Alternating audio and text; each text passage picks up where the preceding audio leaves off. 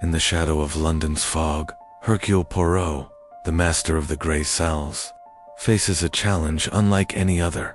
12 modern mysteries, each a twisted echo of Hercules' ancient labors, from a stolen diamond in a Mayfair mansion to a cult's grip on a Yorkshire moor. Poirot hunts thieves, blackmailers, and assassins with razor-sharp wit. A lion's treasure, a hydra's gossip, a bull's illusion, each case unravels secrets of greed and deceit. Will Poirot's mind triumph where muscle fails, or will the final labor, a painting of golden apples, prove his undoing? The game is afoot, and truth is the prize. Chapter 1. A classical challenge. The late afternoon light filtered through the heavy curtains of Hercule Poirot's London flat, casting a golden glow over the polished mahogany furniture. The detective sat in his favorite armchair, a delicate porcelain cup of tisane balanced in his hand, its steam curling like a question mark in the air. His mustache, immaculately trimmed, quivered faintly as he gazed at the neatly arranged objects on his desk: a silver inkstand, a precisely aligned blotter, and a single letter, its envelope bearing the crest of an old friend. Order and method, the twin pillars of Poirot's existence, reigned supreme in this sanctuary of thought. The letter was from Dr. Charles Burton, a classics scholar with whom Poirot had once shared a lively debate at a Cambridge dinner years ago. Burton's mind, Poirot recalled, was as sharp as his own, though it wandered through the labyrinths of ancient myth rather than the intricacies of human crime. The letter, written in Burton's spidery hand, began with pleasantries, but soon revealed its purpose: a challenge. "My dear Poirot," it read, "your reputation for unraveling the Gordian knots of human folly is unmatched. I propose a game, inspired by the 12 labors of Hercules, to test your grey cells. 12 modern mysteries, each echoing the trials of that ancient hero, await you. Will you accept?" Poirot's eyes gleamed.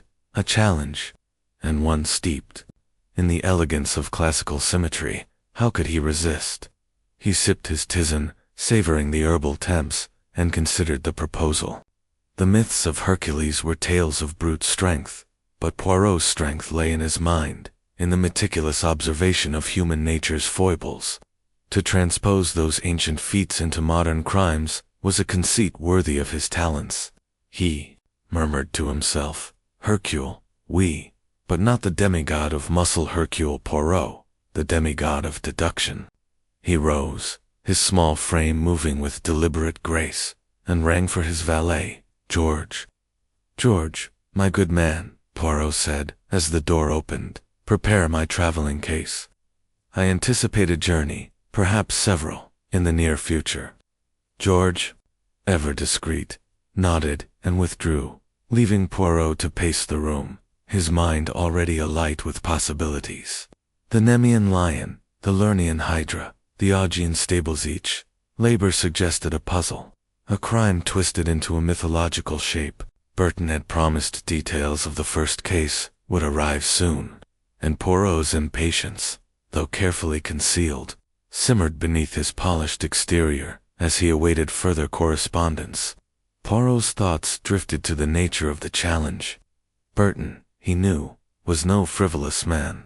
The mysteries would be intricate, designed to test not only Poirot's intellect, but his ability to see beyond the obvious. The human heart, Poirot mused aloud. It is the true labyrinth. Greed, jealousy, love, these are the monsters I shall slay. He paused before his mirror, adjusting his tie with a fastidious flick of his fingers, and smiled. The game was afoot, and Hercule Poirot was ready to meet it with all the precision of his grey cells. That evening, as the clock struck 7, a second letter arrived, delivered by a breathless courier. Poirot opened it with a silver letter knife, his movements precise. Inside was a single sheet, detailing the first labor: a theft in Mayfair, a diamond brooch, shaped like a lion, stolen from a locked safe. The Nemean lion, indeed. Poirot's lips curved into a satisfied smile. "A bean," he said softly. "The hunt begins." Chapter 2. The Nemean Lion. The fog clung to London's streets like a jealous lover, shrouding Mayfair in a veil of damp mystery as Hercule Poirot stepped from his taxi. His patent leather shoes clicked against the wet pavement, each step a testament to his unyielding precision. The address provided by Dr. Burton led him to a Georgian mansion, its facade imposing yet softened by ivy that curled like a criminal's alibi around its windows. Sir Reginald Thorne, industrialist and collector of ostentatious treasures, had summoned Poirot to solve the theft of a diamond brooch crafted in the shape of a lion's head, its eyes twin emeralds that gleamed with an almost feral intensity. The Nemean lion, Burton had called it in his cryptic note, a modern echo of Hercules' first labor. Poirot's mustache twitched with anticipation. A puzzle worthy of his gray cells awaited. Inside, the mansion's opulence was stifling. Crystal chandeliers cast prismatic light across a drawing room crowded with mahogany furniture and gilt-framed portraits. Sir Reginald, a barrel-chested man with a florid face and a voice like gravel, greeted Poirot with a handshake that bordered on assault. "Monsieur Poirot," he boomed, "you're my last hope. That brooch worth a king's ransom was stolen from my safe 2 nights ago. Locked, it was, and no sign of tampering. The police are useless, poking about like blind moles." Poirot inclined his head, his eyes already scanning the room, noting the nervous twitch of a maid's hand and the too casual posture of a young man lounging by the fireplace.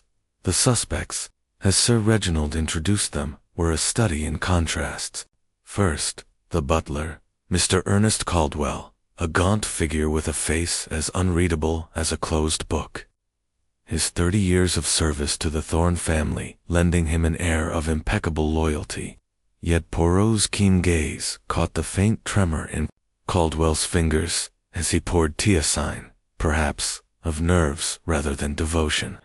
Next was Miss Eleanor Thorne, Sir Reginald's niece, a willowy young woman of 25, with auburn hair and eyes that darted like a trapped bird's. Her smile was too bright, her laughter too forced, as she spoke of her uncle's charming eccentricity in collecting such treasures. Finally, there was Mr. Victor Langston, a rival industrialist and frequent guest, whose sleek demeanor and tailored suit suggested both wealth and ambition. His presence in the house on the night of the theft, Sir Reginald admitted, was purely coincidental. Poirot requested to see the safe, and Sir Reginald led him to a study lined with leather-bound books and a faint scent of cigar smoke. The safe, a formidable steel box, embedded in the wall behind a portrait of a stern ancestor, bore no marks of forced entry. Poirot's gloved fingers traced its edges, his mind cataloging details, the weight of the door, the smoothness of the lock, the absence of scratches save for a curious pattern of faint abrasions on the interior rim. "Most interesting," he murmured, his voice a velvet purr. "The thief, he is clever but not so clever as Hercule Poirot." Over tea, Poirot began his interrogations, his questions deceptively gentle. Caldwell recounted his routine, locking the house at 10, checking the safe at midnight, finding it undisturbed until morning when Sir Reginald discovered the theft. His alibi was the kitchen staff, who confirmed he was with them until late. Eleanor, however, faltered under Poirot's scrutiny. She claimed to have retired early, overwhelmed by a headache, but her hands twisted her handkerchief into knots, and her eyes avoided Poirot's. Langston, by contrast, was all charm, admitting he'd lingered in the study after dinner to admire Sir Reginald's collection, but insisting he'd left by 11. "I'm a businessman, not a burglar," he said, with a laugh that rang hollow. Poirot's mind churned. The safe's interior scratches suggested an inside job, someone with access, someone who knew its workings. Caldwell's long service made him a candidate, yet his demeanor spoke of fear, not guilt. Eleanor's nervousness hinted at a secret, but was it theft? Langston's smoothness was too polished, like a coin rubbed clean of its origins. Poirot requested a tour of the house, ostensibly to understand the scene. As they moved through opulent corridors, he noted the layout, the study's proximity to the servants' stairs, the guest rooms overlooking a secluded garden, and a peculiar detailer window in Eleanor's room, slightly ajar despite the chill. Dinner that evening was a tense affair. Sir Reginald, red-faced with impatience, demanded progress, while Eleanor picked at her food, and Langston regaled the table with tales of his latest ventures. Caldwell served with mechanical precision, but Poirot caught his glance toward Eleanor, a flicker of something unspoken. After dessert, Poirot excused himself, claiming a need for fresh air, and slipped into the garden. There, beneath Eleanor's window, he found a scuff mark in the soil, too precise for a gardener's boot. His torch revealed a faint gleam, a single emerald bead, identical to those on the stolen brooch. "Mon Dieu," Poirot whispered, "the lion begins to roar." The next morning, Poirot gathered the household in the drawing room. He stood before the fireplace, his small frame commanding attention, his eyes bright with the thrill of revelation. "Madame, messieurs," he began, "the theft of the Nemean lion is not a mystery of locks and keys, but of the human heart. The safe, it was not forced on. It was opened by one who knew its secret." He paused, letting the silence tighten like a noose. "The scratches inside the safe, they tell Poirot the truth. A tool, small and precise, was used to manipulate the lock from within by someone with intimate access." Caldwell stiffened, but Poirot's gaze settled on Eleanor. "Mademoiselle Thorne, you are most distressed, n'est-ce pas? Not by a headache, but by a burden." Eleanor's face paled, her lips trembling. Poirot continued, "The emerald bead in the garden. It falls from the brooch as it is passed through your window to an accomplice. You, mademoiselle, have a secreter lover, perhaps, in need of funds." Eleanor gasped, her hands flying too. Her face. "No, I didn't mean." Poirot raised a hand. "You meant only to help. But your lover, he persuades you.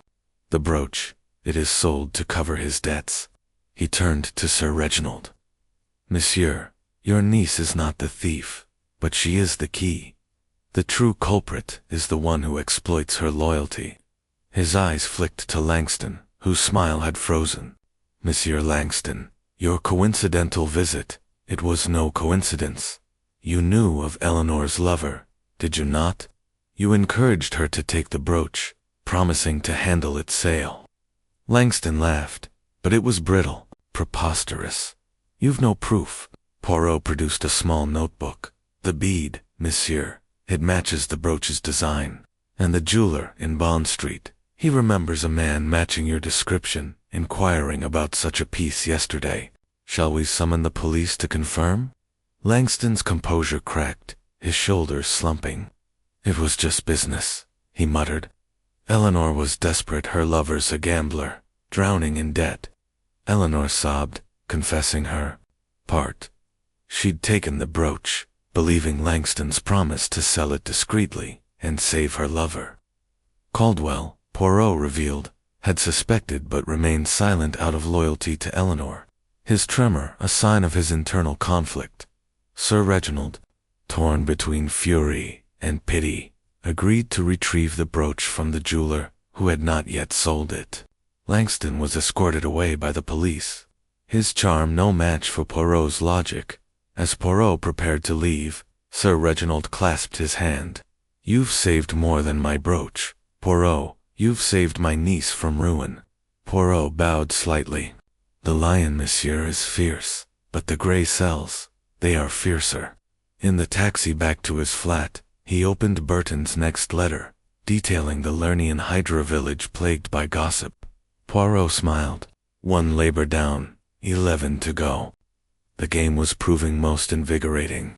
Chapter 3. The Lernian Hydro that trained to Little Weeshwood rattled through the English countryside, its rhythm a counterpoint to the restless churn of Hercule Poirot's grey cells.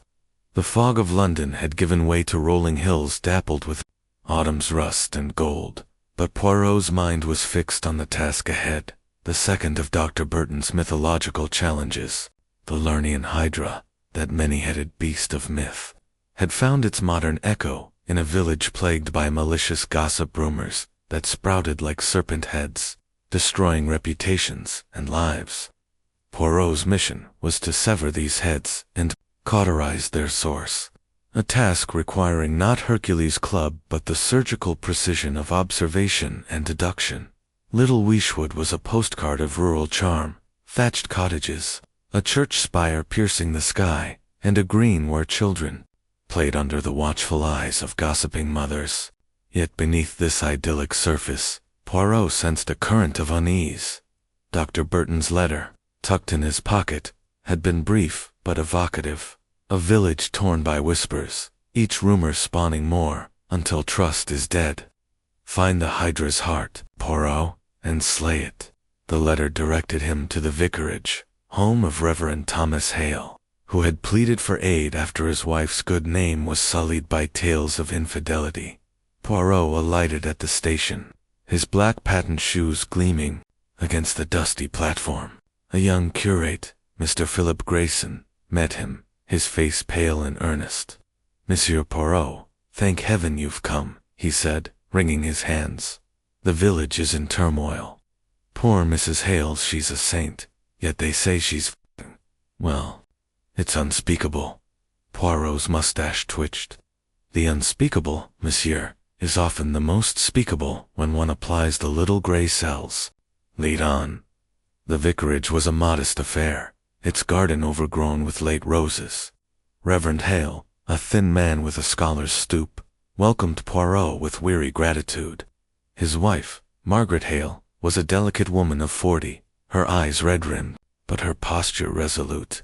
"They say I've betrayed Thomas," she whispered, "with a man I've never met. It's lies, Monsieur Poirot, but they spread faster than I can deny." The Reverend clutched her hand, his voice trembling.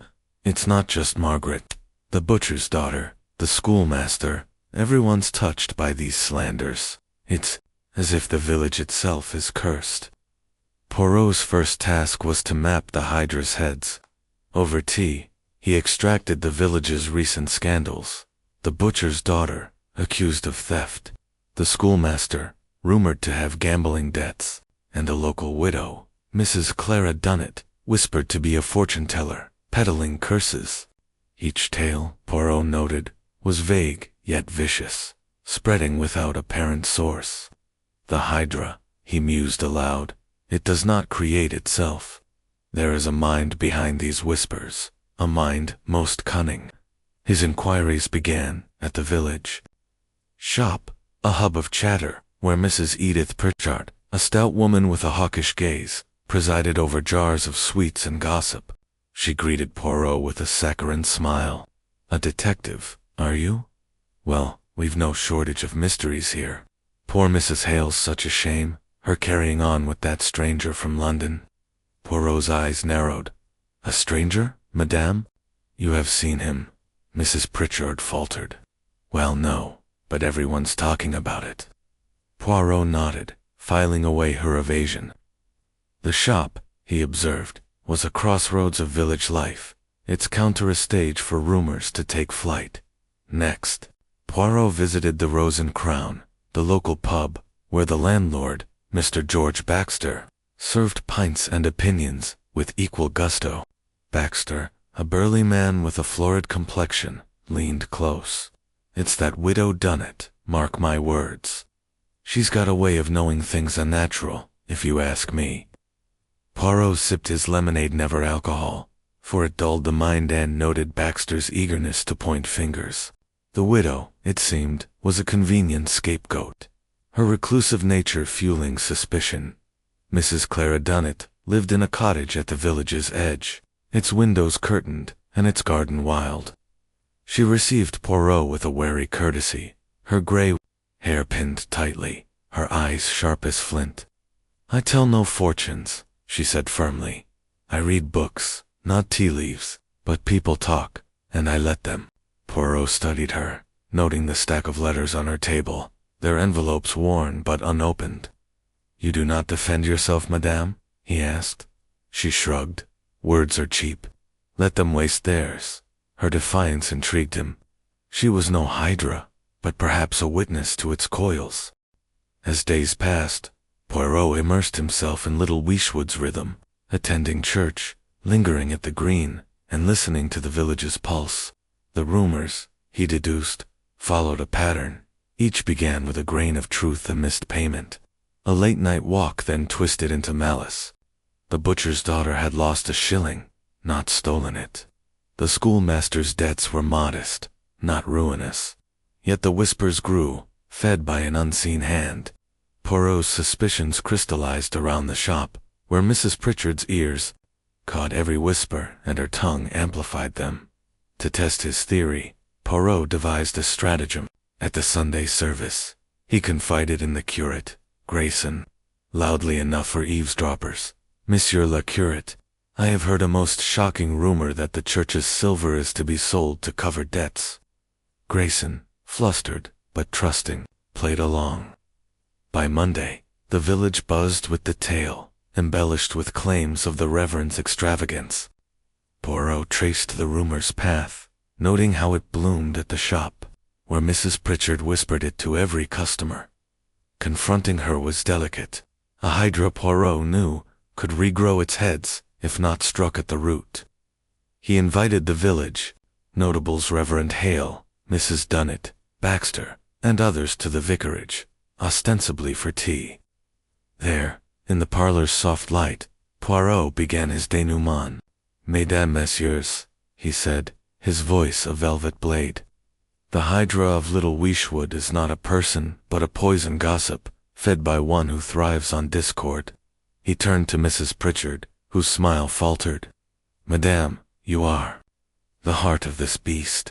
Your shop, it is the fountainhead of lies." Double quotes. Mrs. Pritchard bristled. "How dare you? I only repeat what I hear." Poirot raised a hand. "Nan, madame, you shape what you hear. The rumor of the church silver, it began with my own words, planted to see where it would grow. It grew in your shop, fed by your delight in others. Ruin?" He produced a notebook, listing the rumor's origins, each tied to a conversation overheard or twisted by Mrs. Pritchard. "You are no mere gossip.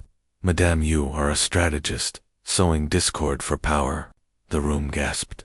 Mrs. Hale clutched her husband's arm, while Mrs. Dunnett's eyes gleamed with vindication. Mrs. Pritchard, cornered, confessed in a rush, "I meant no harm. People talk, and I make it interesting. It keeps the shop busy." Poirot shook his head. "You have wounded hearts, madame, and that is a crime Poirot cannot forgive." The village, shamed by its complicity, agreed to shun the shop's gossip, starving the hydra of its fuel. Mrs. Pritchard, chastened, promised reform, her influence broken. As Poirot boarded the train back to London, Reverend Hale pressed his hand. "You've saved us, Monsieur Poirot." The village breathes again. Poirot smiled faintly.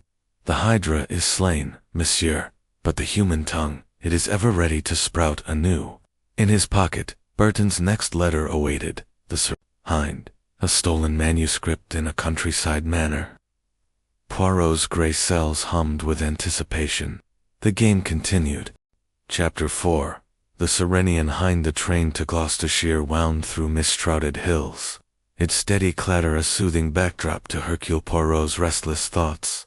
The third of Dr. Burton's challenges lay ahead, a puzzle as elusive as the Serenian Hind of myth, a creature too swift for capture. In his pocket, Burton's latest letter detailed the theft of a rare manuscript of 14th century illuminated Psalter, its vellum pages glowing with gold leaf from the locked library of Squire Edmund Fairchild's manor. The thief, like the sacred hind, had slipped through every net, leaving no trace. Poirot's mustache quivered with the thrill of the chase. Here was a crime that demanded not brute force, but the finesse of his gray cells. Fairchild Manor stood at the edge of a village, its stone walls softened by centuries and wisteria. Poirot, stepping from a hired car, noted the estate's quiet grandeur, mullioned windows, a gravel drive, and a faint air of neglect, as if the manor held its breath.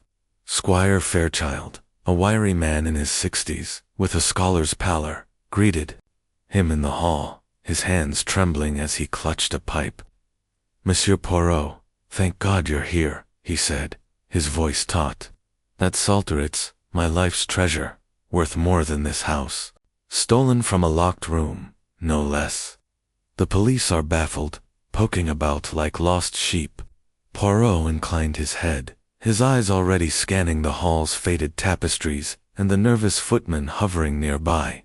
The library, where the theft occurred, was a scholar's sanctum, its shelves heavy with leather-bound tomes, and the air thick with the scent of old paper. The Salter had been kept in a glass case, its lock undisturbed, the room's only door bolted from within on the night of the theft. A single window, high and narrow, was latched tight. Fairchild explained the household, himself a widower.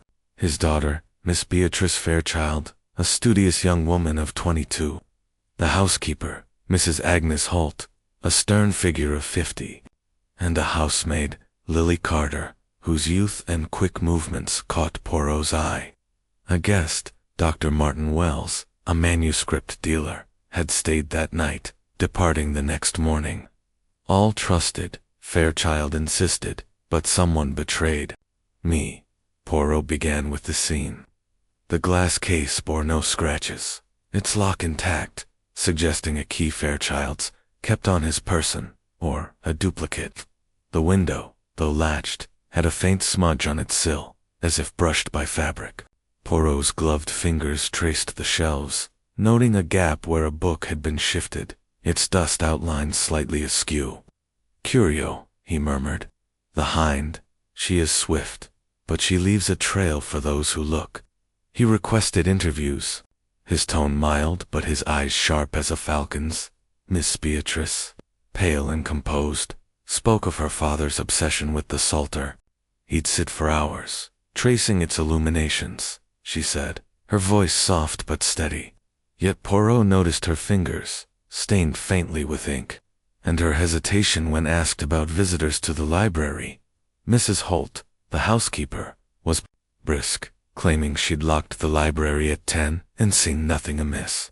Her loyalty to Fairchild was fierce, but her gaze flickered when Poirot mentioned the maid. Lily Carter, barely 19, was a whirlwind of nervous energy, her answers quick, but her eyes darting to the door. "I dust the library, sir, but I never touch the case," she said, her hands twisting her apron. Dr. Wells, contacted by telegram in Oxford, claimed he'd admired the Salter, but left early, his alibi a hotel clerk. Poirot, however, noted Wells' reputation in Burton's letterer, dealer with a nose for rare manuscripts and a flexible sense of ethics. The pieces of the puzzle swirled in Poirot's mind. The undisturbed lock, the smudged window, the shifted book, Lily's agility. He recalled the myth Hercules had chased the hind for a year, not with force, but with patience. The thief, Poirot mused, is one who moves lightly, who knows the manor's secrets. That evening, Poirot dined with the Fairchilds, observing their dynamics. Beatrice was solicitous, urging her father to eat, while Mrs. Holt served, with a matron's efficiency. Lily, clearing plates, moved with a dancer's grace, her steps silent. After dinner, Poirot lingered in the library, ostensibly to study the scene. In the moonlight, he tested the window, finding it could be unlatched. From outside with a thin tool, a ladder from the garden shed, he confirmed, reached its height. "The hind," he whispered, "she climbs." To trap his quarry, Poirot devised a ruse. He announced to the household that a second manuscript, a rare Chaucer fragment, would arrive tomorrow, to be locked in the same case. A temptation, he said to Fairchild, for the thief to strike again. He arranged for the household to attend a village concert, leaving the manor empty, save for himself and a constable hidden in the garden. That night, as the clock struck 11, Poirot waited in the darkened library, his senses alert. A faint scrape at the window confirmed his suspicions. The latch clicked, and a slim figure slipped through Lily Carter, her movements as swift as the hind herself. Poirot stepped from the shadows. Mademoiselle Lily, the chase is over. Lily froze, a small crowbar in her hand, her face a mask of fear. I didn't mean harm, she stammered. Poirot's voice was gentle but firm. You took the Psalter. We. For whom? Under his relentless gaze, Lily confessed. Dr. Wells had approached her months ago, offering money to steal manuscripts. Her family, impoverished, needed the funds.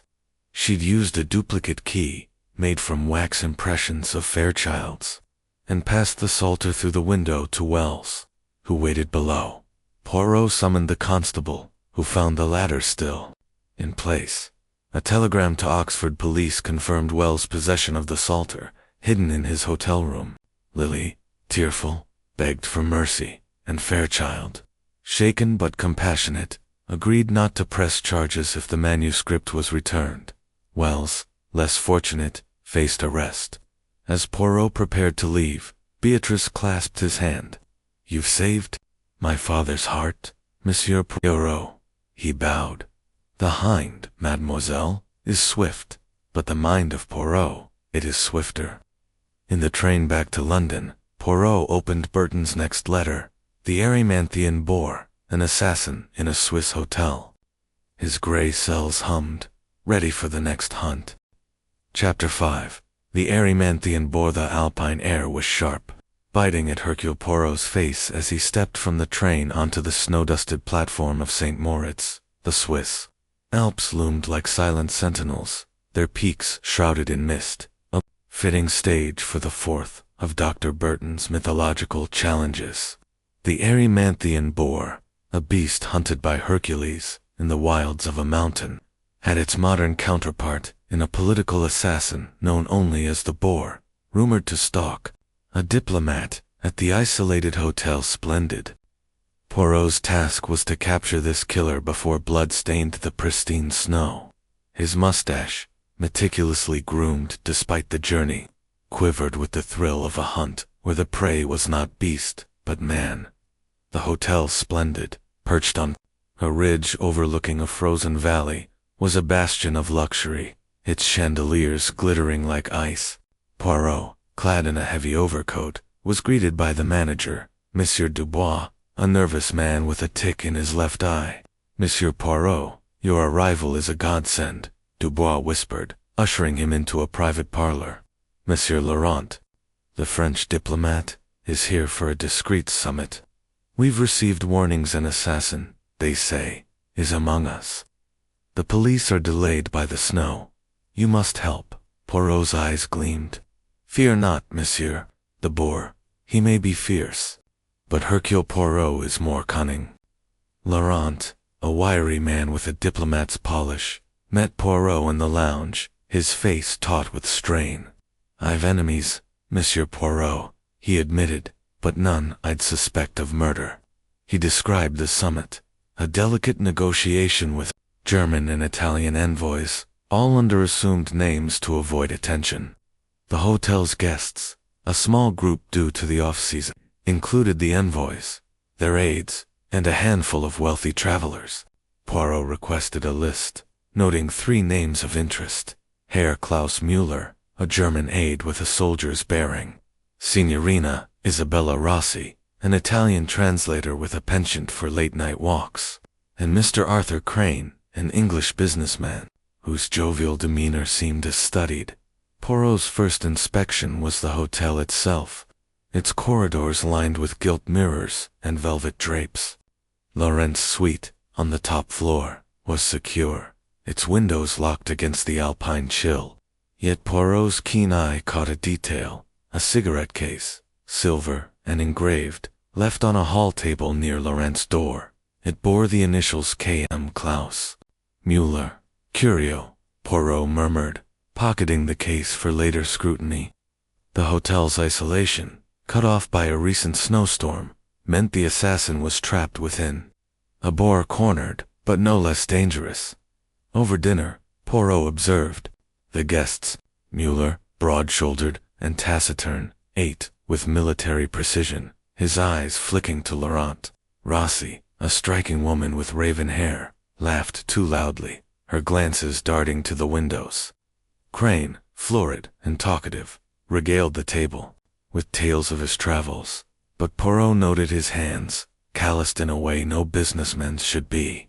The diplomat's aides, a nervous Frenchman named Dupont, and a dour Italian, Signor Bellini, kept to themselves, their tension palpable. After coffee, Poirot lingered, pretending to read a newspaper, while his ears caught fragments of whispered conversations, Muller's clipped German, Rossi's rapid Italian, Crane's too hearty chuckle. The next morning Poirot interviewed the suspects. Mueller claimed the cigarette case was stolen from his room, his alibi a late-night card game with other guests. Rossi admitted to wandering the grounds, citing insomnia, but her shoes, caked with snow, suggested a longer excursion. Crane, jovial as ever, said he'd been in the bar until midnight, a claim the bartender vaguely confirmed. Poirot's suspicions deepened when he found a maid Fraulein, Greta, polishing a banister with unusual vigor near Laurent's suite. Her eyes, wide with fear, avoided his. Mademoiselle Poirot said gently, "You have seen something, oui." She hesitated, then whispered of a man in a dark coat near the suite at dawn, his face hidden.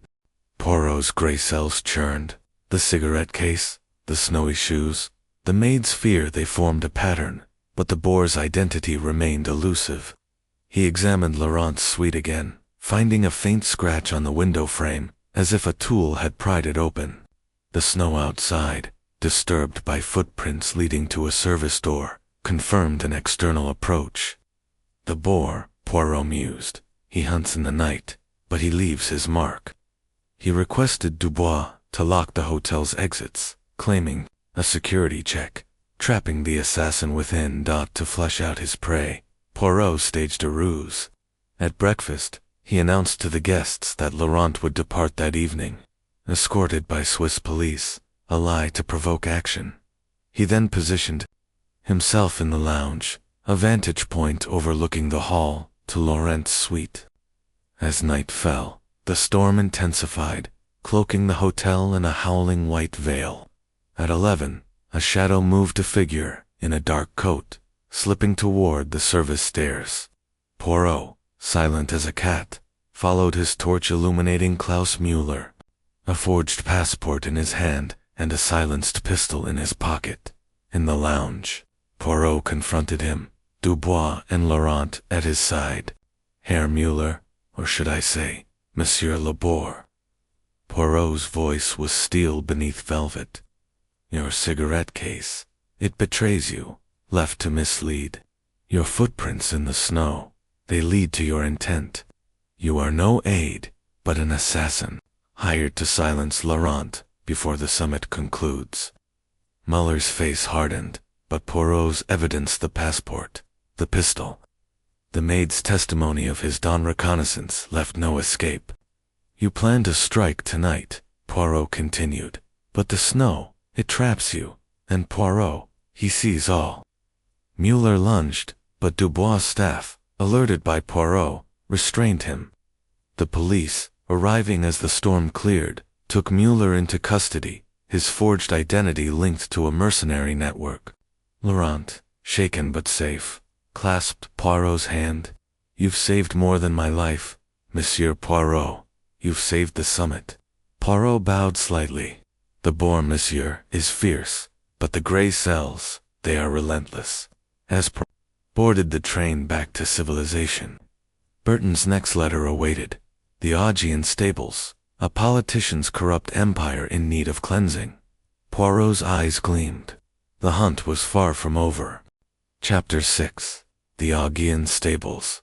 The London air was thick with the scent of coal and ambition, as Hercule Poirot stepped into the heart of Westminster, where power and deceit intertwined like ivy on ancient stone.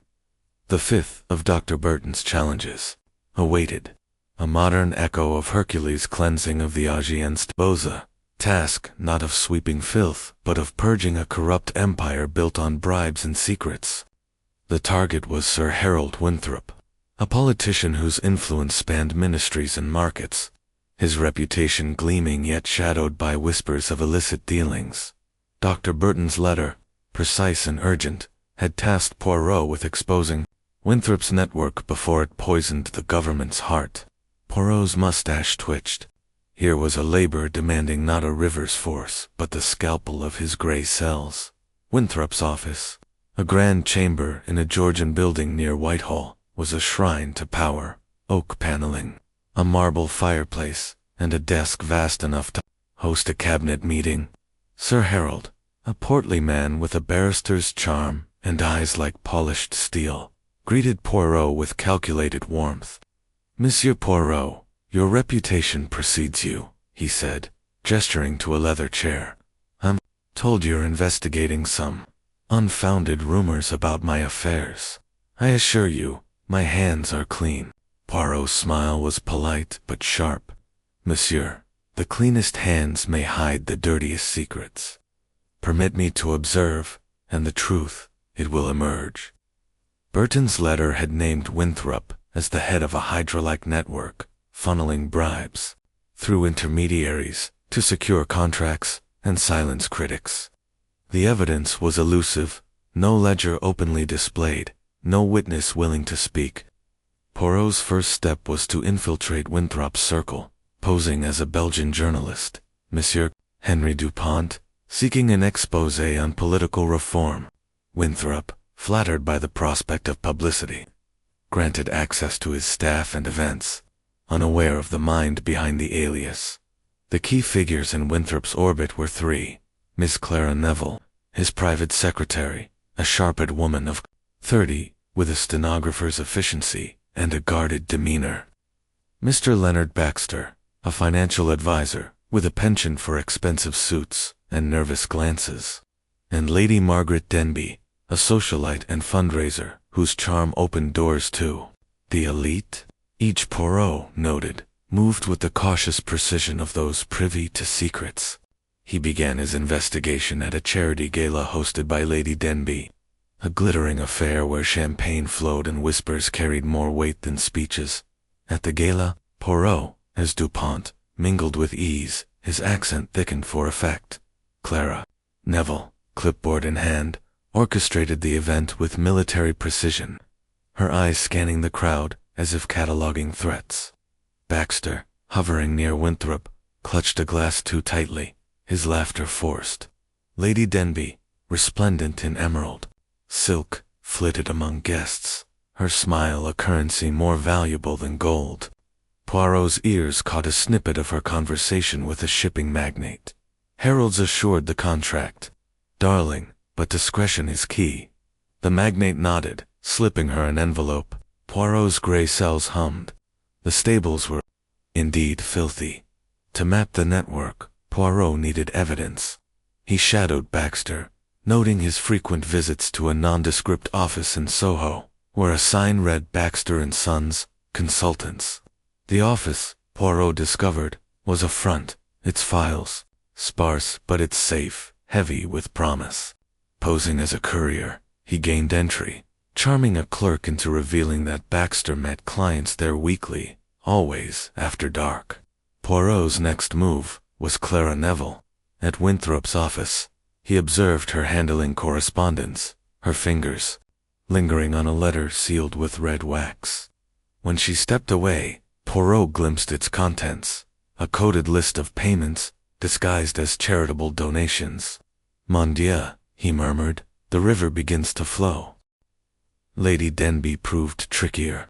Her Mayfair townhouse was a fortress of elegance, its staff loyal and discreet.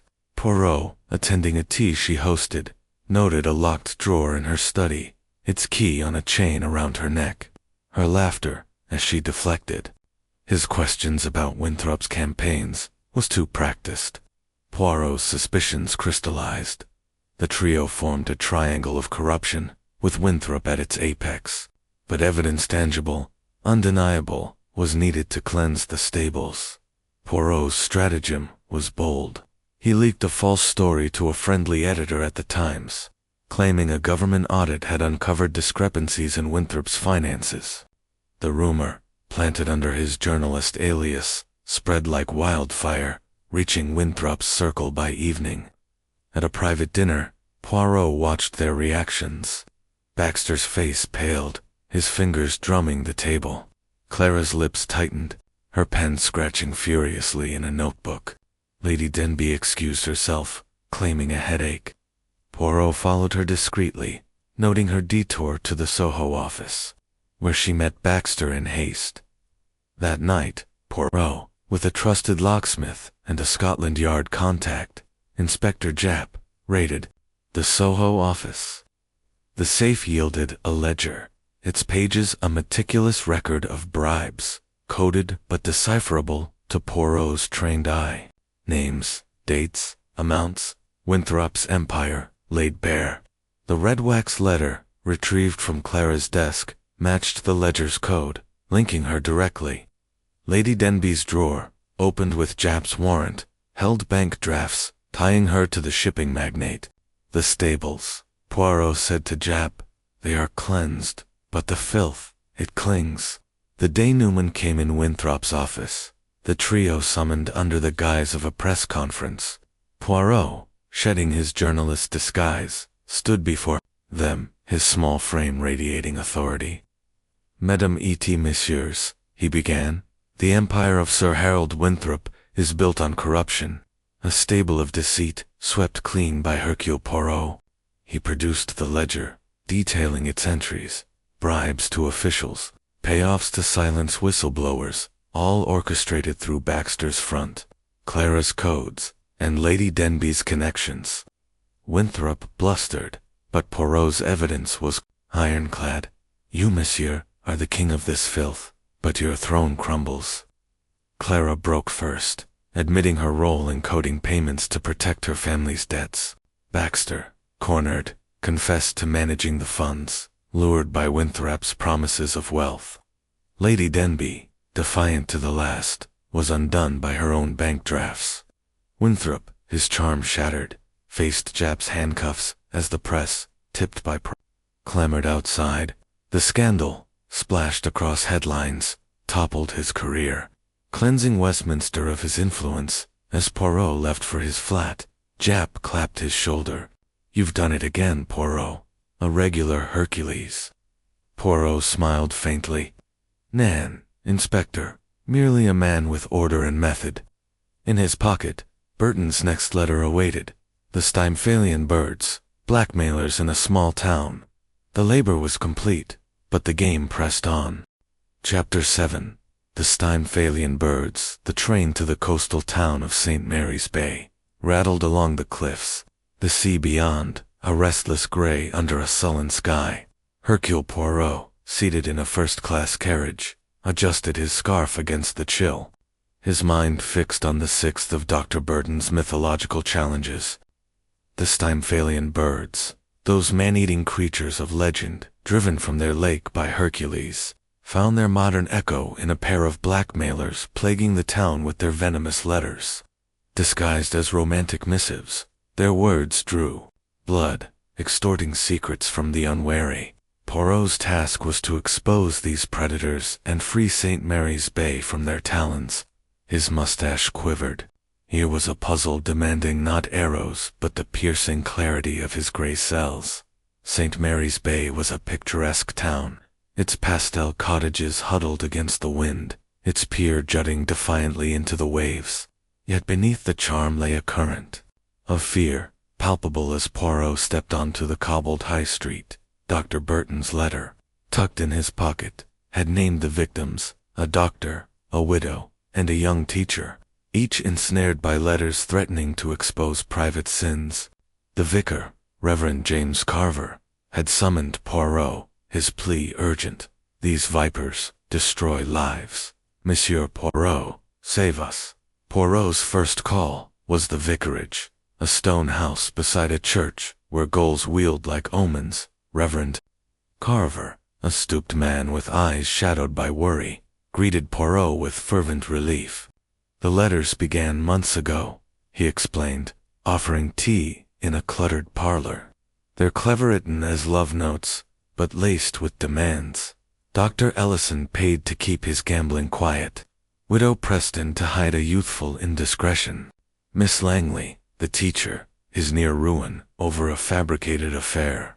He handed Poirot a sample letter, its script elegant, its tone ardent yet chilling. My heart burns for you, but others must not know our secret. Leave £50 by the pier at midnight. Poirot's eyes narrowed. The birds, they are bold, but their nest, it will be found. The suspects emerged from Carver's account, the Mrs. Dorothea and Evelyn Marsh, spinster sisters who ran the town's post office, their fingers touching every letter. Mr. Henry Tate, a retired solicitor with a sharp tongue and a habit of lingering at the tea shop, and Mrs. Violet Crane, a newcomer with a flair for drama and a collection of antique pens. Each had access to gossip, the lifeblood of blackmail. Poirot began at the post office, where the Marsh sisters, prim and gray-haired, sorted mail with mechanical precision. Dorothea, the elder, spoke in clipped tones. We handle letters, monsieur, not secrets. Evelyn, quieter, avoided Poirot's gaze, her hands trembling as she stamped a parcel. At the tea shop, Tate held court, his anecdotes barbed with innuendo. This town's full of secrets, he said, eyeing Poirot over his spectacles. You'd be surprised what people hide. Mrs. Crane, sipping tea nearby, laughed too brightly, her pen scratching a notebook as she claimed to write a novel. Poirot noted her ink-stained fingers and the faint scent of lavender, matching the letter's paper. Madame, he said, your novel, it is most revealing, Nan. Her smile faltered, but she deflected with a story of her travels. Poirot's investigation mapped the town's pulse. The letters, posted locally, bore no fingerprints, their envelopes sealed with wax. He visited Dr. Ellison, a harried man who admitted paying to protect his practice. Widow Preston, tearful, but defiant, refused to name her secret. Miss Langley, barely 20, was a wreck, her affair a lie spun from a late-night walk. Poirot's gray cells churned, the blackmailer's new intimate details, suggesting access to private correspondence. The Marsh sisters, with their post office keys, were prime suspects. But Mrs. Crane's theatrical flair and Tate's malice could not be ignored. To flush out the birds, Poirot devised a trap, posing as a Belgian widower, Monsieur Lefebvre. He confided in Tate at the tea shop, loudly lamenting a scandalous past in Brussels, hinting at a secret worth paying to keep. He mailed a letter to himself, filled with vague confessions, and watched the post office. That night, a new letter arrived at his inn, its tone romantic, but demanding £100 to protect our love. Poirot smiled. The birds had taken the bait. He shadowed the pier at midnight, where payments were left in a hollowed post. A cloaked figure of Lynn Marsh retrieved the cash, her movements furtive. Poirot followed her to a cottage, shared with Dorothea, where a search, authorized by Carver's influence with the local constable, uncovered a cache of letters, wax seals, and a ledger of payments. The sisters, confronted in their parlor, crumbled under Poirot's relentless logic. We meant no harm, Evelyn sobbed. The town shunned us. This was our power. Dorothea Sterner admitted crafting the letters, her romantic prose, a twisted art, while Evelyn collected the funds. Poirot's denouement gathered the victims and suspects in the church hall. Madame et messieurs, he began, his voice commanding the hushed room. The Stymphalian birds are no myth, but human greed, preying on your fears. He revealed the sisters' scheme, their access to mail betraying secrets, their lavender-scented letters, a signature. Tate, cleared but chastened, muttered apologies. Mrs. Crane, innocent but humiliated, vowed to leave. The town, freed from fear, rallied to heal. The sisters faced charges, their wings clipped, as Poirot boarded the train. Carver clasped his hand. "You've freed us, Monsieur Poirot," he bowed. "The birds they fly no more." When Poirot sets the trap, Burton's next letter awaited. The Cretan Bull, a man driven mad by deceit. The game pressed on. Chapter 8. The Cretan Bull. The train to Devon rolled through emerald fields, the late summer sun casting long shadows that danced like specters across the carriage window. Hercule Poirot, seated in solitude, his hands folded over a cane, contemplated the seventh of Dr. Burton's mythological challenges. The Cretan Bull, a beast of legend, tamed by Hercules, had its modern echo in a young heir, Mr. Edward Langley, who believed himself driven mad by visions of a monstrous bull. Dr. Burton's letter, crisp in Poirot's pocket, hinted at a darker truth, gaslighting orchestrated by a rival suitor to steal Langley's fiancée. Poirot's mustache quivered. This was a labor not of physical capture but of piercing the veil of deceit with his gray cells. Langley Hall, a sprawling estate nestled in a valley, was a monument to faded grandeur, its stone walls weathered, its gardens overgrown with untamed roses. Poirot, stepping from a hired car, noted the air of unease that clung to the place like damp mist. Edward Langley, a pale man of 28, with haunted eyes, greeted him in the drawing room, his hands trembling as he poured tea. "Monsieur Poirot, I'm losing my mind," he said, his voice a fragile thread. "I see it a bull, charging in my dreams, in the shadows. My fiancée, Clara, thinks I'm unfit to marry. I fear she's right." Poirot's gaze softened, but his mind was razor-sharp. "Monsieur, the mind, it is a delicate instrument, but Poirot, he will tune it to the truth." The household was small but fraught with tension.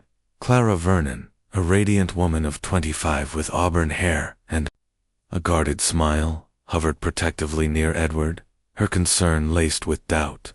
The rival suitor, Mr. Julian Hurst, was a dashing figure, his charm polished, but his eyes too keen, like a predator sizing its prey.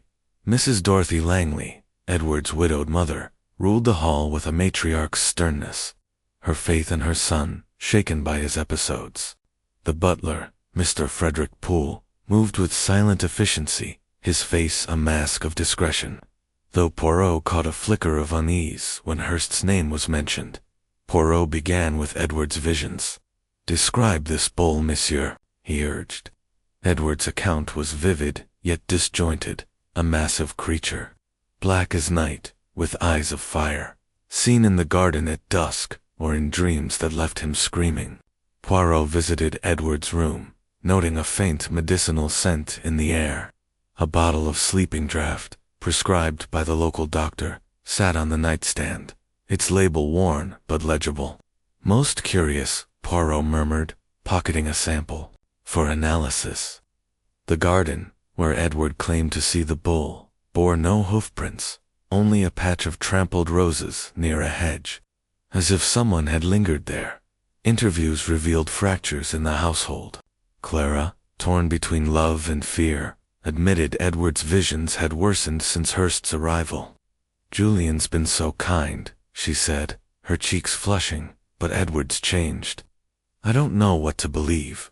Hurst, lounging in the library, dismissed Edward's condition with a laugh. "Poor chop's always been delicate. Needs a stronger will, that's all." His nonchalance, Poirot noted, was too studied. His visits to the hall, too frequent. Mrs. Langley, wringing her hands, confessed her fear that Edward's inheritance, a vast estate, might pass to Hurst if Clara broke the engagement. Poole, the butler, was reticent, but his glance toward Hurst held a shadow of contempt. Poirot's suspicions centered on the sleeping draught. He sent the sample to a chemist in London, requesting an urgent analysis. Meanwhile, he observed Hurst's habits, noting his late-night walks in the garden and a habit of carrying a small flashlight, its beam oddly focused. At dinner, Poirot tested his theory, casually mentioning a rare plant in the garden that glowed under certain lights. Hurst's fork paused, his eyes narrowing. That night, Poirot hid in the garden, his torch dimmed, and watched as Hurst set up a contraption, a projector, its lens casting the shadowy image of a bull onto the lawn. "Mon Dieu," Poirot whispered. "The bull, it is a phantom of light." The chemist's report arrived the next day, confirming Poirot's hunch. The sleeping draft contained a mild hallucinogen, enough to cloud Edward's mind and amplify his fears. Poirot's gray cells wove the threads together. Hearst, coveting Clara and the estate, had tampered with the medicine and staged the visions to discredit Edward. The trampled roses marked Hearst's staging ground. The butler's unease suggested he'd seen something but feared to speak. To trap the culprit, Poirot devised a confrontation. He gathered the household in the drawing room, announcing that Edward's visions had been traced to a medical cause, curable with rest. But, he added, his voice a velvet blade, the true sickness is deceit. He turned to Hearst. Monsieur, you are the architect of this madness. The projector in the garden, it creates your bull. The sleeping draft, you tampered with it, Nan, to drive Monsieur Langley to despair and claim Mademoiselle Clara. Hearst laughed, but it was brittle. Absurd. You've no proof. Poirot produced the chemist's report and a photograph of the projector, found hidden in the hedge. The butler, Monsieur Poole, he saw you at work, though fear silenced him. The roses, they bear your footprints. Poole, emboldened, nodded, describing Hearst's nocturnal activities. Clara gasped, her eyes filling with tears, while Edward's face hardened with realization. Hearst, cornered, lunged for the door, but Poirot's signal brought the local constable, waiting in the hall. You thought to break a man's mind, Poirot said, but the gray cells of Poirot, they are unbreakable. Hearst confessed, his charm crumbling. He'd hoped to drive Edward into an asylum, securing Clara and the estate.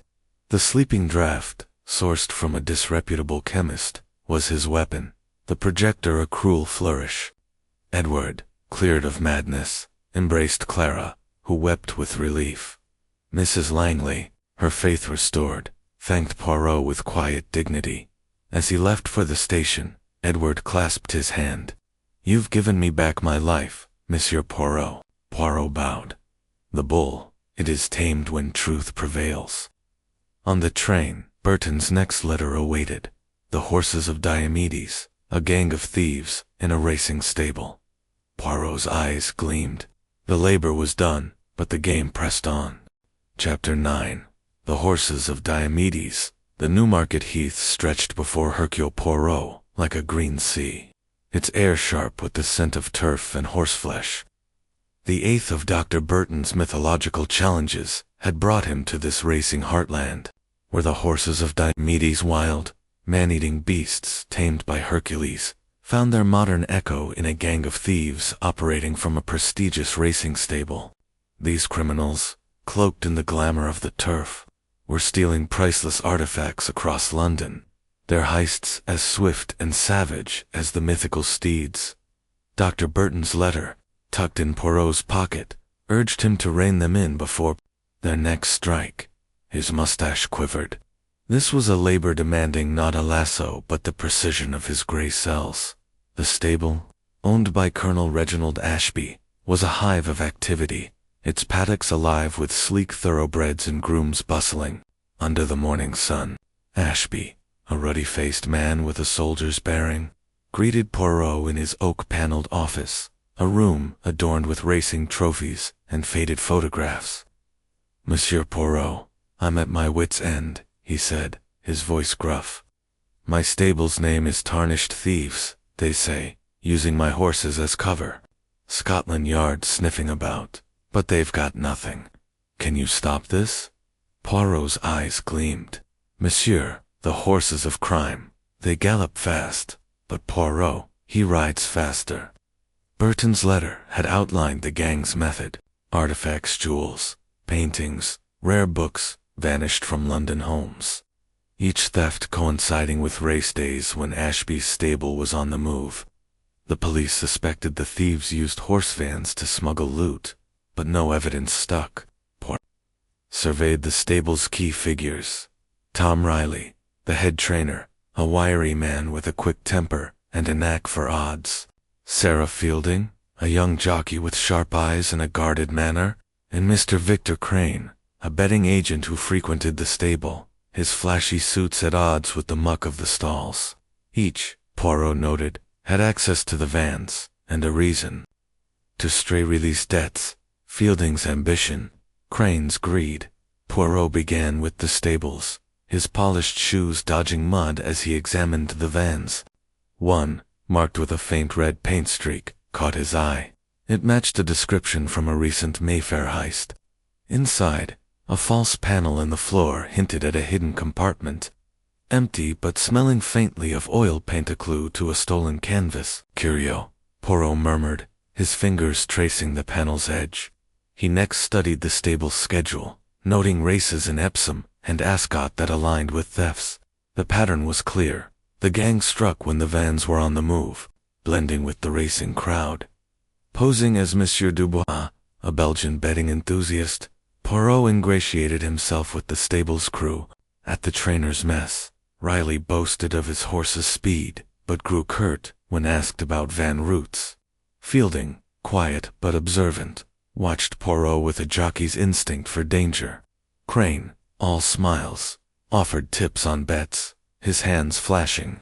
A gold ring etched with a horse's head, a detail Poirot filed away. At a race meet, Poirot overheard Crane whispering to a stranger about the next job in Belgravia. Set for the upcoming Derby, the stranger, a wiry man with a scar, slipped away. But Poirot's torch caught a glimpse of a coded race program in Crane's pocket. To unravel the code, Poirot spent a night poring over race forms, his gray cells decoding the program's numbers as dates and addresses. The Belgravia job targeted a jade statue owned by a reclusive collector. Poirot shared his findings with Inspector Japp, who agreed to stake out the stable and the collector's home. Meanwhile, Poirot shadowed Fielding, noting her late-night visits to a tack room, where she handled a locked chest. A discreet lockpick. Poirot was not above such methods, revealed betting slips and a map marked with London addresses, tying her to the gang. The Derby day dawned bright. The heath thronged with punters and silks. Poirot, disguised in a tweed cap, watched the stable's van depart, Riley at the wheel, Fielding riding escort. Crane, at the betting ring, was too engrossed to notice Poirot's scrutiny. As the race began, Japp's men reported the van detouring to Belgravia. Poirot signaled the trap. Police swooped on the van mid-heist, catching Riley and Fielding unloading the jade statue from the false panel.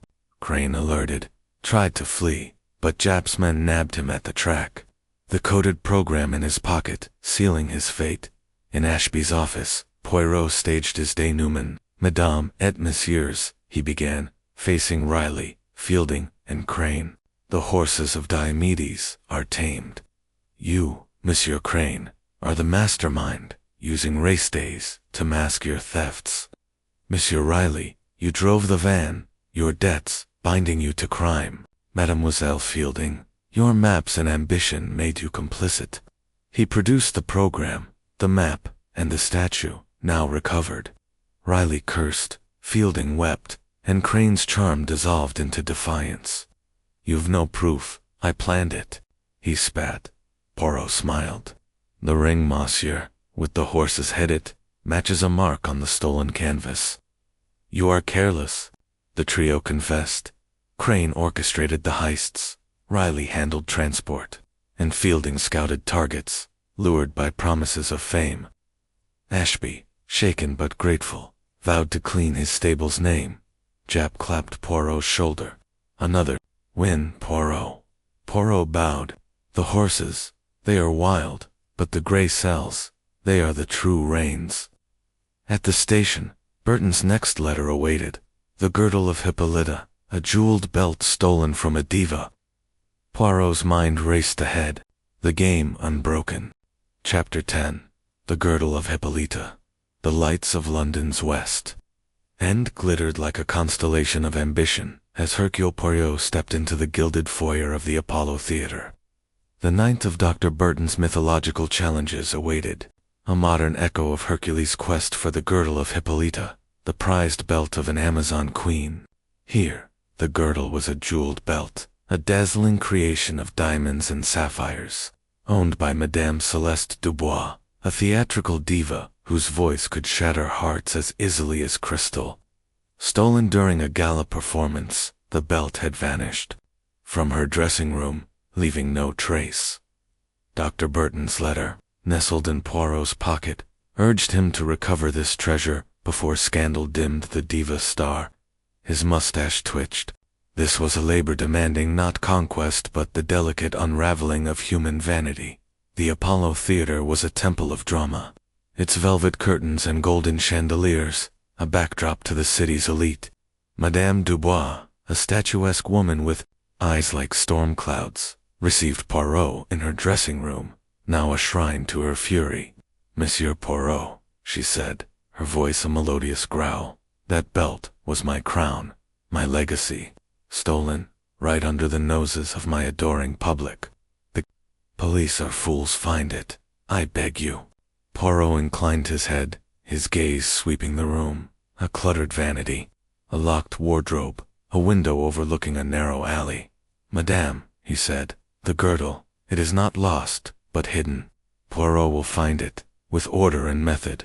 The gala, Madame Dubois explained, had drawn a crowd of admirers and suspects. Her leading man, Mr. Lionel Vance, a charming actor with debts as deep as his bow. Her dresser, Miss Emily Todd, a mousy girl whose loyalty seemed tinged with resentment. And Lord Reginald Ashford, a patron whose lavish gifts masked a possessive streak. Each had been backstage during the theft. When Madame Dubois was on stage, her belt left in a locked case. The lock, Poirot noted, was intact, but a faint scratch on its edge suggested a skilled hand. The window, slightly ajar, hinted at an outside accomplice. Though the alley below showed no footprints in the rain-soaked grime, Poirot began with the dressing room, his gloved fingers tracing the vanity's clutter: lipsticks, a perfume bottle, a fan letter sealed with red wax. The wardrobe, locked with a key, Madame Dubois held costumes, but no belt.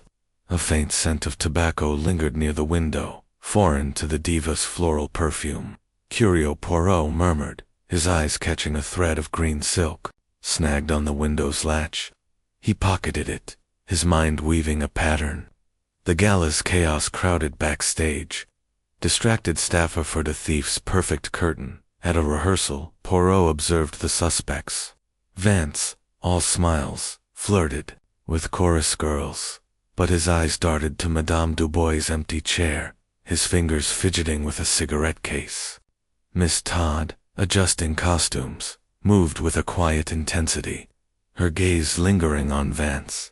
Lord Ashford, in a box seat, watched the stage with a proprietary air, his cane tapping restlessly. Poirot, posing as a French critic, Monsieur Lefebvre, engaged Vance in conversation, noting his expensive watch, mismatched with his frayed cuffs. Monsieur Poirot said, "The theater, it is a costly passion, Nan." Vance laughed, too quickly, and changed the subject. Miss Todd, when questioned, claimed she'd been fetching props during the theft, her alibi vague but unchallenged. Lord Ashford admitted visiting the dressing room to leave a gift, a sapphire brooch, but swore he'd left before the performance ended. Poirot's gray cells churned, the scratched lock, the silk thread, the tobacco scent. He visited the alley, finding a discarded cigarette butt, its brand rare and matching one in Vance's case. The thread, he confirmed with a tailor, came from a chorus girl's costume, worn by Miss Todd's cousin, Clara, a bit player with access backstage. To trap the thief, Poirot devised a ruse. He announced to the theater company that Madame Dubois had commissioned a replica belt to be displayed at a charity auction that evening. A temptation, he whispered to the diva, for the thief to strike again. He arranged for the dressing room to be watched by a discreet stagehand, while he positioned himself in the wings, his eyes on the suspects. As the auction began, a shadow slipped into the dressing room as Todd, her hands trembling as she pried at the case's lock. Poirot stepped forward, his voice soft but commanding. "Mademoiselle Todd, the girdle it calls to you. She gasped, dropping a small picklock. Under Poirot's relentless gaze, she confessed, driven by envy of Madame Dubois' fame. She'd allied with Vance, who needed funds to settle gambling debts.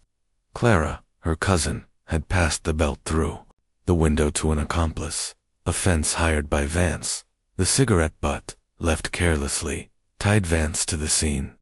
The silk thread, torn in haste, betrayed Clara's role. Poirot's stagehand had followed Clara to a pawn shop where the belt was recovered. Still gleaming in the theater's green room, Poirot faced the culprits. "Madame he began, "the girdle of Hippolyta is not merely jewels, but a symbol of greed. Mademoiselle Todd, your envy opened the lock. Monsieur Vance, your debts drove the plan. Mademoiselle Clara, your loyalty sealed it." He produced the belt, the cigarette butt, and the pawnshop receipt. Lord Ashford, cleared, applauded, while Madame Dubois wept with relief. Vance cursed, Todd sobbed, and Clara, summoned, collapsed. In shame, the police, alerted by Poirot, took them away. Madame Dubois clasped Poirot's hand. "You've saved my soul, Monsieur Poirot," he bowed. "The girdle, madame, shines brighter when truth holds it fast." At his hotel, Burton's next letter awaited. The cattle of Geryon, a cult leader's empire of deceit. Poirot's gray cells hummed, the game racing toward its climax. Chapter 11. The cattle of Geryon, the train to the Yorkshire. Moors swayed through a landscape of brooding heather and jagged stone, its mournful whistle echoing the unease in Hercule Poirot's mind. The 10th of Dr. Burton's mythological challenges lay ahead, a modern mirror of Hercules' theft of the cattle of Geryon, monstrous herds guarded by a giant. Here, the cattle were the devotees of a charismatic cult leader, Mr. Ambrose Vane, whose Church of the New Dawn amassed wealth through coerced donations. Dr. Burton's letter, crisp in Poirot's pocket, described Vane's hypnotic hold over his followers, draining their fortunes in a remote manner. Poirot's task was to free these captives and expose Vane's deceit. His mustache twitched. This was a labor demanding not theft but the liberation of minds through his gray cells. Vane's manor, a Gothic pile on the edge of a windswept village, loomed like a fortress of secrets, its turrets piercing the gray sky. Poirot, stepping from a hired car, noted the silence, broken only by the distant bleat of sheep and the murmur of chanting from within. Vane, a tall man with silver hair and eyes that burned with fervor, greeted Poirot with a serene smile. "Monsieur Poirot, welcome to our sanctuary," he said, his voice a velvet lure. "You come as a skeptic, perhaps, but the new dawn offers truth." Poirot's bow was polite, his eyes sharp. "Monsieur, truth is my only faith, and Poirot, he seeks it always." The manor housed a dozen followers, their faces pale and fervent, clad in simple robes. Burton's letter named 3 key figures: Miss Eleanor Gray, Vane's chief disciple, a gaunt woman with a zealot's gaze; Mr. Thomas Rudd, a former banker who managed the cult's finances, his demeanor nervous; and Mrs. Lydia Crane, a wealthy widow whose recent donation of her estate had swelled Vane's coffers. The villagers whispered of coercion, but none dared speak openly, fearing Vane's influence. Poirot, posing as Monsieur Dubois, a Belgian philanthropist exploring spiritual causes, was granted access to the manor's communal life. The manor's interior was austere, its halls lined with religious tracts and flickering candles. Poirot joined a service in the chapel, where Vane's voice wove a spell, promising salvation through sacrifice. The followers, entranced, pledged more funds, their eyes glazed with devotion. Eleanor Gray watched like a hawk, noting every gesture. Rudd, fidgeting, clutched a ledger. Mrs. Crane, frail but fervent, nodded at Vane's every word. Poirot's gray cells churned, the wealth, funneled through donations, was Vane's. True God, But how was it coerced? Poirot's first clue came in the dining hall, where followers ate meager meals while Vane dined on fine china. A locked door to the cellar caught his eye, its key on a chain around Eleanor's neck. He befriended Mrs. Crane, coaxing her story. Her donation, she admitted, followed visions of divine commands, induced by sacred teas served at private rituals. Her hands trembled, her words faltering. Poirot, suspecting drugs, secured a sample of the tea, sending it to a London chemist. He also noted Rudd's ledger, its pages glimpsed during a prayer session, filled with coded entries of sums far exceeding public donations. To probe further, Poirot shadowed Eleanor, observing her nightly visits to the cellar, posing as a convert. He gained her trust, asking about the sacred relics stored below. Her evasions were sharp, but Poirot's charm loosened her guard. One night, he followed her, using a skeleton key to enter the cellar. There, he found a trove, bank drafts, deeds, and a ledger mirroring Rudd's, hidden in a false-bottomed chest. A vial of powder, labeled as herbal, matched the tea's scent. "Mon Dieu," Poirot murmured. "The cattle, they are drugged into submission." The chemist's report confirmed his suspicions. The tea contained a sedative, laced with a mild hallucinogen to induce visions. Vane, Poirot deduced, used these to manipulate followers, with Eleanor as his enforcer, and Rudd laundering the wealth. To break the spell, Poirot sowed doubt. At a communal meal, he spoke as Dubois, praising the new dawn but questioning its finances, hinting at an audit. The followers stirred, unease rippling through their ranks. Eleanor's eyes narrowed, Rudd's hands shook, and Vane's smile tightened. The denouement required a spark. Poirot arranged a revelation during a midnight service, attended by the village magistrate, secretly alerted by a coded telegram.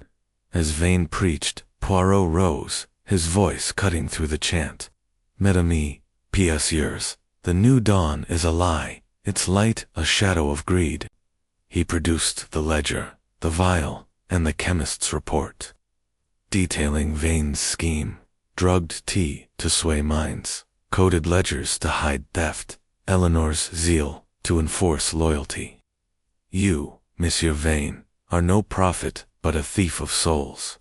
The followers gasped, some weeping, others defiant. Mrs. Crane, awakened by Poirot's words, denounced Vane, her voice trembling with betrayal. Rudd, breaking under pressure, confessed to falsifying accounts, lured by promises of power. Eleanor, fanatical to the last, lunged at Poirot, but the magistrate's men restrained her. The cellar's contents, seized as evidence, exposed Vane's empire. The police, arriving at dawn, arrested the trio, freeing the followers to reclaim their lives. Mrs. Crane clasped Poirot's hand as he left. "You've given me back my freedom, Monsieur Poirot." He bowed. "The cattle, madame, they roam, free when truth breaks their chains." On the train, Burton's final letter awaited, the apples of the Hesperides, a stolen painting in a locked gallery. Poirot's gray cells hummed, the endgame near. Chapter 12. The apples of the Hesperides. The train to Cornwall wound through cliffs and coves, the sea beyond a restless mirror under a twilight sky. Hercule Poirot, seated in a first-class carriage, his hands folded over a silver-topped cane, contemplated the final of Dr. Burton's mythological challenges. The apples of the Hesperides, golden treasures guarded by nymphs in legend, found their modern echo in a stolen painting, a luminous canvas rumored to depict golden apples, owned by Mr. Cornelius Vane, an eccentric art dealer, vanished from a locked gallery in his coastal villa. The painting had baffled the police. Dr. Burton's letter, crisp in Poirot's pocket, urged him to recover this masterpiece and complete the 12 labors. His mustache quivered. This was a task demanding not a hero's reach, but the precision of his gray cells. Vane's villa, perched above a jagged shore, was a fortress of glass and stone, its walls adorned with art that rivaled a museum. Poirot stepping from a hired car, noted the isolation, the only access a winding path from the village.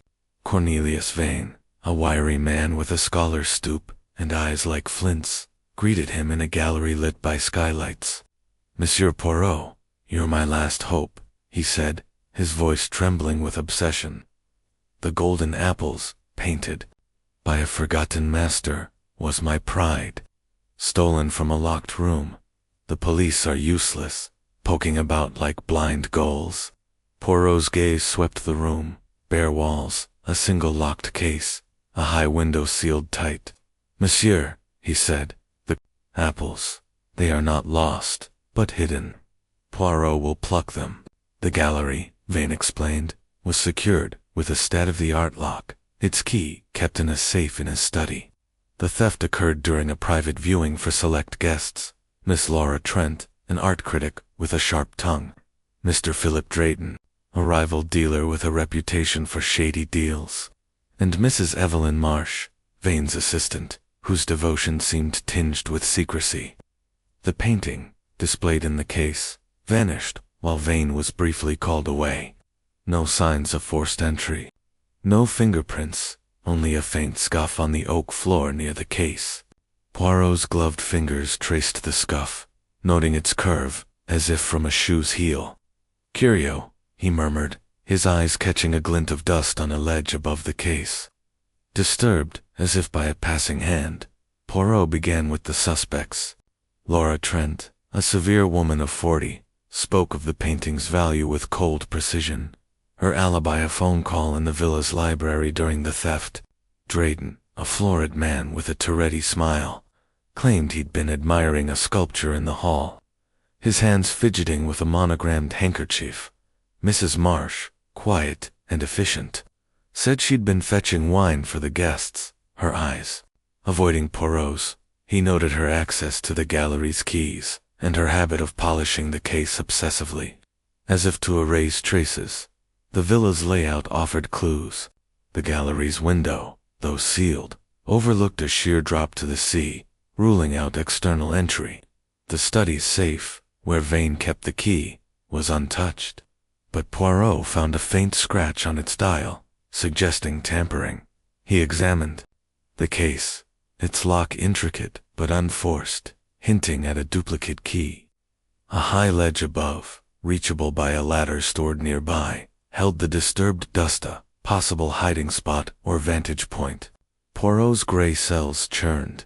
The scuff, the scratch, the dust formed a pattern, but the thief's motive remained elusive. Posing as Monsieur Lefebvre, a Belgian art enthusiast, Poirot joined a second viewing, arranged by Vane to showcase lesser works. He watched the suspects. Trent's critical eye lingered on the empty case. Drayton's banter masked unease, and Marsh's hands trembled as she adjusted a frame. Poirot, feigning interest in a minor sketch, asked Vane about security, noting his obsession with the golden apples bordered on mania. "It's my legacy," Vane whispered, "worth more than my life." Poirot's suspicions deepened. An obsessive owner might hide his own treasure, but the scuff suggested another. And, to test his theory, Poirot planted a rumor, confiding in Trent that Vane planned to sell a recovered painting to a private buyer. The news spread, reaching Drayton and Marsh by evening. That night, Poirot hid in the gallery, his torch dimmed, and watched as a figure Mrs. Marsh entered, using a duplicate key to open the case. She climbed the ladder, retrieving a flat package from the ledge. Poirot stepped forward, his voice soft but commanding. "Madame Marsh, the apples, they are not yours to pluck." She froze, the package a wrapped canvas slipping from her hands. Under Poirot's relentless gaze, she confessed, driven by loyalty to Vane. She'd hidden the painting to protect it from Drayton, whom she suspected of plotting to steal it. Drayton, she revealed, had offered her money to copy the safe's key, but she'd acted alone, fearing Vane's ruin. Poirot's trap had flushed her out, the rumor forcing her to check her hiding place. A search of Drayton's hotel, arranged, with Inspector Japp, uncovered plans for a black market sale, confirming his intent. In the gallery, Poirot Poirot faced the trio. Mesdames et messieurs, he began. The apples of the Hesperides are safe, but greed and fear nearly lost them. He unveiled the painting, its golden apples glowing under the skylight. Madame Marsh, your loyalty became theft. Monsieur Drayton, your ambition betrayed you. He produced a duplicate key in Drayton's plans. Vane, shaken but relieved, clutched the canvas. Trent, cleared, nodded grimly, while Drayton's bluster collapsed. Marsh, tearful, faced charges, but Vane, softened by her motive, pleaded leniency.